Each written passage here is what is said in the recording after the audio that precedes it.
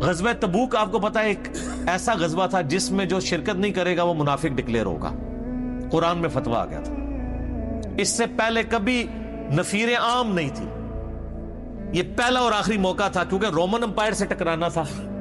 Super power تھی دنیا کی،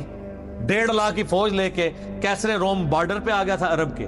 تو نبی علیہ السلام نے اناؤنسمنٹ کی کہ بھئی اب سب نے جانا ہے، جو نہیں جائے گا منافق شمار ہوگا، الا یہ کہ کسی کے پاس ریسورسز نہ ہو، یا کوئی مریض ہو، یا کوئی عورت ہو، یا کوئی معذور ہو۔ منافقین آگے بہانے کر رہے تھے، کچھ سادہ لوگ مسلمان بھی اس کا حصہ بن گئے۔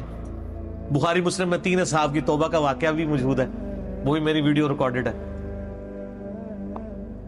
تو کعب بن مالک کی رضی اللہ تعالیٰ عنہ علیہ السلام، کچھ لوگ جو ہیں وہ یعنی اپنے ان معاملات کی وجہ سے کچھ پیچھے بھی رہ گئے۔ تو المستدل الحاکم میں آتا ہے کہ صحابہ کرام کہتے ہیں کہ ہم نبی علیہ السلام کے ساتھ سفر پہ نکلے نا جب، تو نبی علیہ السلام کو آ کے کوئی بتاتا تھا، کہتا تھا یا رسول اللہ وہ جو فلاں بندہ تھا نا وہ بھی کوئی نہیں آیا، پیچھے رہ گیا۔ تو آپ علیہ السلام پرواہ نہیں کرتے تھے، پھر بتایا گیا یا رسول اللہ وہ بھی کوئی نہیں، یعنی جڑے نعرے مارتے سن اونچے اونچے،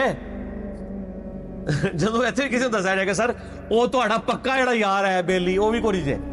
تو حضور علیہ السلام کو لوگ نا فیڈ بیک دیتے یا رسول اللہ وہ بھی غائب ہے، وہ بھی نہیں آیا۔ اب 30,000 کے لشکر میں آپ نے کوئی ریکارڈ تو نہیں رکھا تھا، رجسٹر تھا، لیکن کدھر 30,000 بندوں میں کدھر کوئی رکھ سکتا ہے صاحب اس طرح، یا رسول اللہ وہ بھی رہ گیا، وہ بھی۔ تو حضور علیہ السلام کہتے ٹھیک، آپ فرماتے تھے اللہ چاہے گا تو آ جائے گا، نہیں آئے گا تو نہیں آئے۔ تو کسی نے کہا کہ وہ ابو ذر غفاری بھی پیچھے رہ گئے،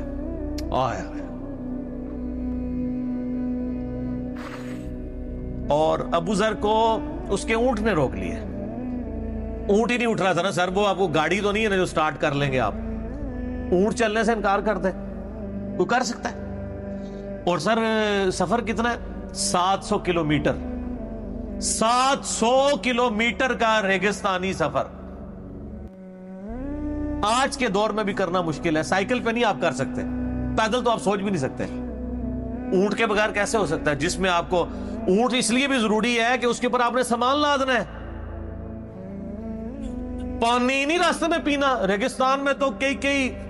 کلومیٹرز تک کچھ بھی نہیں ہوتا، بھوکے پیاسے مریں گے، پھر آپ قافلے سے بھی جدا ہیں۔ تو ابو ذر غفاری کوشش کرتے رہے کس طریقے اونٹ، اسی دوران قافلہ نکل گیا آگے، تو وہ اونٹ اٹھا ہی نہیں ہے، تو حضرت ابو ذر غفاری نے اپنا سامان اپنی پیٹھ پہ لاد لیا، پیدل چل پڑے ریگستانی سفر میں۔ حاکم کی روایت ہے کہ ہم نے دیکھا دور سے ایک اکیلا شخص آ رہا ہے جس کی پیٹھ کے اوپر بورا لدا ہوا ہے۔ تو نبی علیہ السلام کی آپ محبت دیکھیں، آپ نے فرمایا کہ تو ابو ذر ہو جا، یعنی جو آنے والا شخص ہے تو ابو ذر ہو، یعنی حضور نے خواہش کا اظہار کیا۔ آپ کو نظر تو نہیں آ رہا تھا یہ کون آ رہا ہے، آپ کی محبت، آپ کو پتا تھا ابو ذر غفاری نہیں رہ سکتا پیچھے، تو صحابہ کہتے ہیں آپ نے بتایا تو ابو ذر ہو جا، تو صحابہ کہتے ہیں تھوڑی دیر بعد جب وہ قریب آئے تو ہم نے پہچان لیا ابو ذر غفاری ہیں۔ تو جب ہم نے پہچان لیا نا تو حضور علیہ السلام نے ان کے پہنچنے سے پہلے آپ نے فرمایا ابو ذر کو دیکھو اکیلا آ رہا ہے،